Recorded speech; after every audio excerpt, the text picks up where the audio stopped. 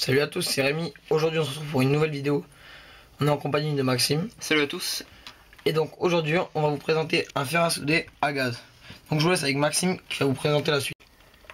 Donc c'est le fer à souder à gaz de Rothenberger Industrial. C'est le Micropen 7 1300 degrés. Donc c'est un fer à gaz, voilà. Il chauffe, la flamme chauffe à 650 degrés. Jusqu'à ce niveau là. Sinon c'est le Micropen, voilà, c'est le 1300 degrés. Donc on a dans le kit fourni 3 pannes et une panne pour découper à chaud. Et après c'est pour faire, c'est des trucs pour souder, voilà. J'en ai déjà une de prémontée. On peut voir qu'elle a été utilisée, mais c'est parce qu'on a déjà utilisé le fer. On a aussi donc une notice d'utilisation et bien sûr le fer. Donc on va déballer le fer à souder. Comme on vous a oublié de vous le dire, mais cette vidéo n'est pas sponsorisée du tout. Et donc c'est parti pour le déballage. Donc, on va commencer. Et aussi on voulait vous remercier pour les 1000 abonnés, donc ça va très vite, même si en ce moment on n'a pas pu sortir trop de vidéos pendant les vacances. C'est impressionnant au rythme où ça va. Donc là, il y a la notice. Il a été acheté à 19,99 €. 90 pardon. Donc là on a le fer, voilà, qui est assez petit. Hein. Donc il y a un petit pied pour le tenir debout. Donc ça c'est assez pratique parce que par rapport au fer électrique, certains fers on n'a pas de support pour le poser. Du coup parfois ça, la partie chaude touche par exemple là, le bois. Après voilà. Après ça brûle. Donc après on a un embout, voilà, un embout à visser. Du coup comme voilà, on peut changer les pannes. Hein. Par exemple là c'est une panne à souder. Et donc bon, j'enlève ça. Donc là on a différentes pannes. Ça c'est une panne à souder aussi. Il y en a une autre aussi. Ça c'est une panne pour découper à chaud. Voilà. Donc là on peut voir elle est très fine hein, pour couper. Donc je vais remettre celle-là. Alors c'est un fer qui fait donc chalumeau. Il fait aussi donc décapeur thermique. Donc, il faut donc enlever ça la panne à souder. Et il fait aussi donc fer à souder. Pour souder il suffit juste de visser ça. Et voilà. Là on peut souder. Donc il se recharge.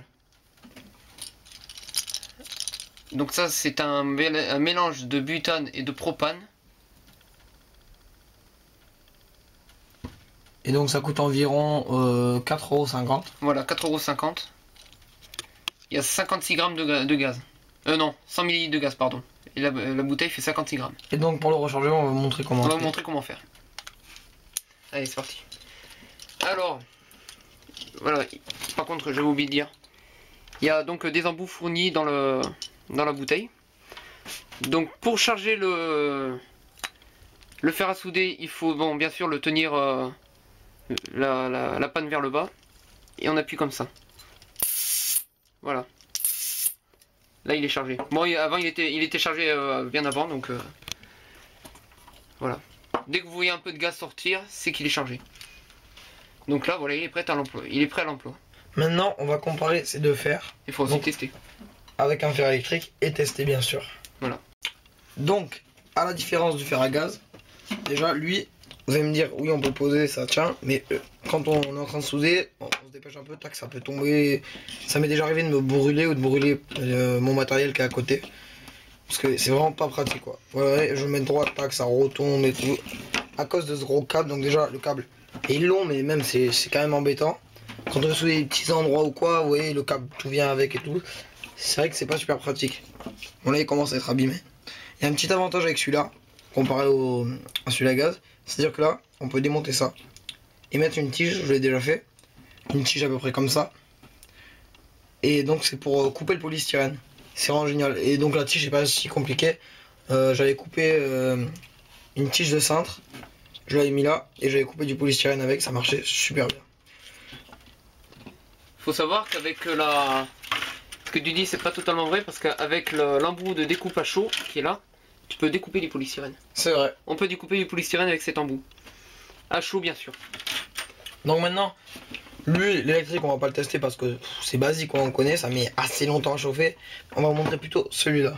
Sachant que pour le démarrer, il vous faut soit des allumettes ou un briquet. Oui, parce C'est que parti. Là, il n'y a pas de piezo dessus. Donc, Ah oui, un attention. allumage. Faut y penser, ça va faire des bons trucs.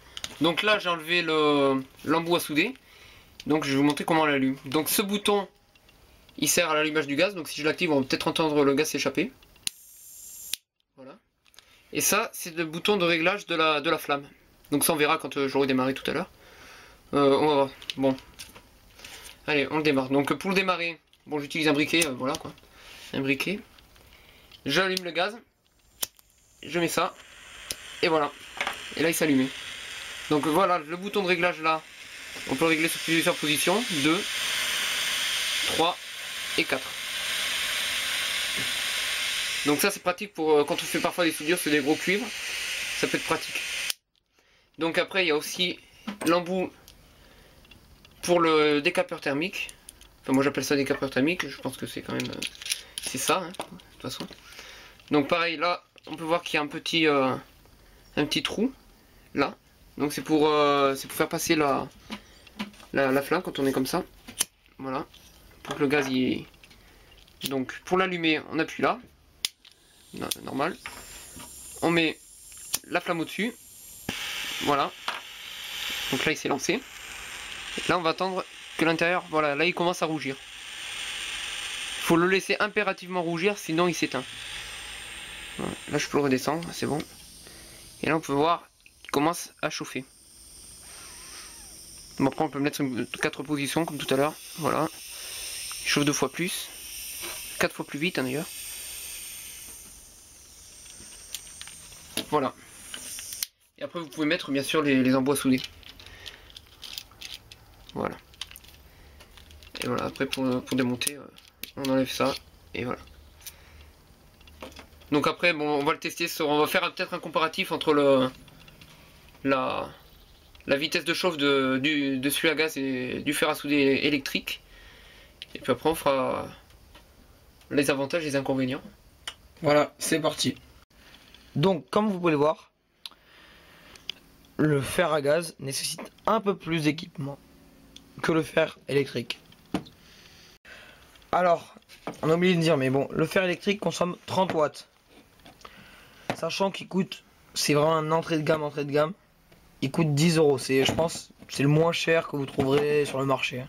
Ça se trouve partout. Lui, c'est pareil à peu près. Dans tous les magasins de bricolage, vous trouverez. Donc, c'est parti pour le test. Maxime, vas-y. Allez, attends. Top, c'est parti. Voilà, moi, c'est branché. Le mien est allumé. Donc là, il est en train de chauffer.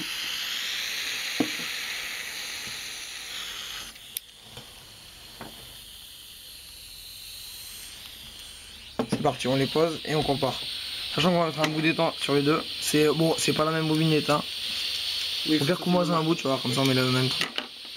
C'est parti. Normalement ça ne fond pas encore. Et toi? Ah non plus.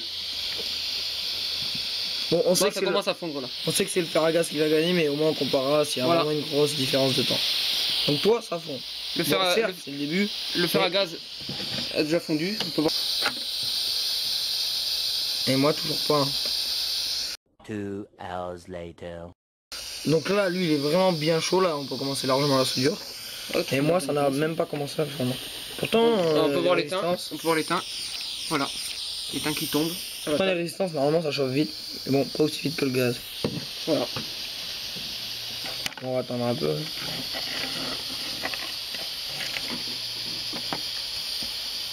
C'est bon, tu peux le couper. T'es sûr qu'il marche au moins? Ah oui, oui, il est chaud, j'ai touché, t'en fais pas. D'accord.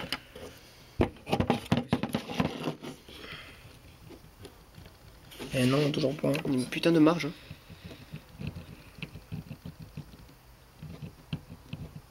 C'est pour ça, souvent, quand je soude, je le branche, j'attends 5 minutes. C'est vraiment 5 minutes. Hein. C'est un petit peu plus que 5 minutes. Là. Non, quand même pas. Ça va faire 2 minutes. Ah, ça commence à fondre. Voilà. Ah, voilà, là, ça commence à fondre. Sachant que là, ça fond, mais bon. Voilà. On va attendre. Donc il y a quand même peut-être 1 minute de différence entre le fer à gaz et le fer électrique. Donc rapidité, on est quand même qu'à 10 euros d'écart. Hein. Ah, par contre, oui, il y a les recharges, mais bon, ça consomme pas énormément. Mais là, au moins, vous achetez ça à 10 euros, vous avez rien à recharger, à part avoir de l'étain. Avantage, donc le fer à gaz est rapide et il a plusieurs options. Bon, il y a quand même deux options sur celui-là. Il est un peu plus lent et il consomme quand même de l'électricité. Là, ça consomme du Il y a gaz. autre chose à dire, c'est que celui-là, on ne peut pas le régler. Ah oui, lui est Alors réglable. que celui-là est réglable. Il y a En plus, 4 si vous niveaux de mettez un peu puissance. plus d'argent dans un électrique, il y en a des réglables. À Mais ça 30 coûte plus euros. cher. Et ça coûte plus cher. Ça coûte plus cher. Donc sur ce... Bon, après, bien sûr, ça, il y en a des prix. À des prix plus hauts. Oui, plus haut. Bah, On a vu à. là, on a pris deux entrées de gamme. On a pris un entrée de gamme électrique, un entrée de gamme gaz. Donc sur ce, on vous laisse. J'espère que cette petite comparaison vous a plu. Et ciao tout le monde. Salut.